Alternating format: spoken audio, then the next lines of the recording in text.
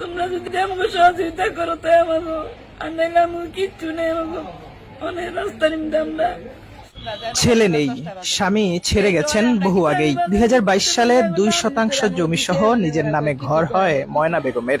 ভেবেছিলেন বাকি জীবনের আশ্রয়টুকু হলো বুঝি তার, কিন্তু গেল 5 আগস্ট সরকার পতনের পর সৃষ্ট পরিবেশের সুযোগ কাজে লাগিয়ে ওই ঘর থেকে উচ্ছেদ করা হয় ময়নাকে।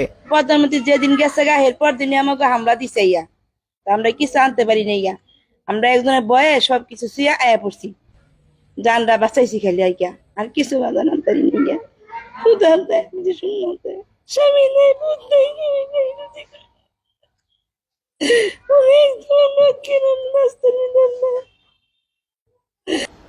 অন্ধ স্বামীকে নিয়ে ফাতেমা আক্তারও থাকতেন এই আশ্রয়নের ঘরে। পথে ঘাটে ভিক্ষাবৃত্তি করে চলে তার 4 সদস্যের সংসার। ফাতেমা এখন নিরুপায়, 1.5 মাসের বেশি সময় ধরে থাকেন ভাড়া বাসায়। আমার স্বামী চোখে দেয় না, ভিক্ষা করে আমার 3 ছেলের মেয়ে নিয়ে আমি কষ্টে আছি। আমার পক্ষে ঘর ভাড়া দেওয়া বিরাট থাকা সম্ভব না। লড়াকু আরেক মুখ তানিয়া আক্তার। স্বামী ছেড়ে যাওয়া এই নারী সুতার ফ্যাক্টরিতে কাজ করে মাকে নিয়ে থাকতেন ভূমিহীন গৃহহীনদের জন্য সরকারের উপহার আশ্রয়ন প্রকল্পে। শেখ হাসিনা পদত্যাগ করলো ওই দিন সন্ধ্যার দিকে আমাদের অনেক হুমকি আইসে, আমাদের অনেক হুমকি, আপনারা এই জায়গা ছাইড়া দিবেন, এই জায়গা থাকতে পারবেন না, এই ব্যাপার, এই জায়গা হলো আমাদের, আমরা সবসময় বিএমপি করে আসছি, এই জায়গা আমাদের, এইগুলি আপনাদের কোনো অধিকার নাই। পরে ওই দিন রাত্রে সময় দিব না, 1 ঘন্টা আমাদের সময় দিব না, ওই মুহূর্তের ভিতরে আমাদের বেরিয়ে বসতে। মুন্সিগঞ্জ সদরের পঞ্চসার ইউনিয়নের রামেরগাঁও এলাকায় দীর্ঘদিন অবৈধ দখলে থাকা ক তফসিলভুক্ত এই সরকারি জমি পুনরুদ্ধার করে সেখানে আশ্রয়ন প্রকল্পের 16টি ঘর নির্মাণ করে দেয় সরকার। ভুক্তভোগীদের অভিযোগ, গেল 5 আগস্ট সরকার পতনের পর ওই সরকারি জমির মালিকানা দাবি করে ভাঙচুর ও লুটপাট করেন প্রতিবেশী ওফি ও রফি মোল্লা সহ তার ভাইয়েরা।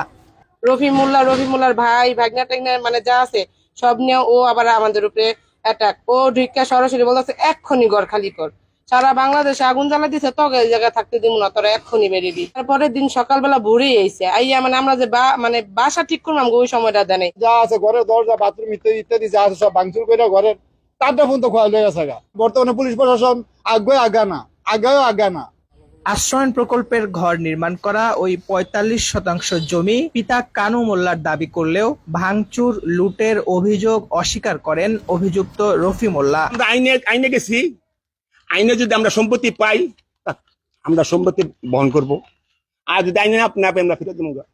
আর ওই ভাঙচুর লুটপাট এই নিকারা করছে না করছে এই মনে করেন সারা দেশ হইতে লুটপাট করে লেগে গেছে মানুষে, কে কারে ধরতে পারছে, কেউ কারো কমন মারছে। এমন একটা থানা মুন্সিগঞ্জ বুঝলি অষ্টম মাসের সুদ লেগে গেছে, কে কার কথা শুনছে, সঙ্গে হাসিনা পলাইছে মূলত মানুষ মনে করেন উত্থাল পাতাল বুঝলি, বগাডিয়ারা যা মন চাইছে তাই করছে। আমরা আইনের শ্রদ্ধা করছি বুঝলি, আইনের নিজে আমরা আছি। শেষ ভাই কথা আমি আর আমার টাইম বুঝলি আমি আর কথা বলতে পারবো না। ভুক্তভোগী পরিবারগুলোকে দ্রুত পুনর্বাসনের আশ্বাস দিয়েছে প্রশাসন।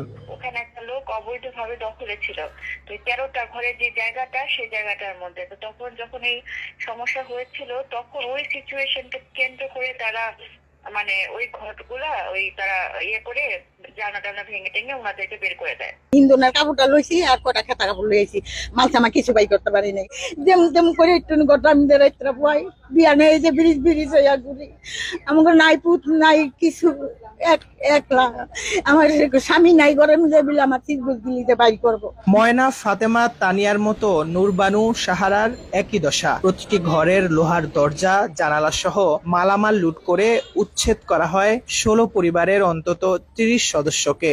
পুলিশ প্রশাসনের দ্বারে দ্বারে ঘুরলেও গেল 44 দিন ধরে এর কোনো সুরাহা পায়নি দুস্থ অসহায় মানুষগুলো।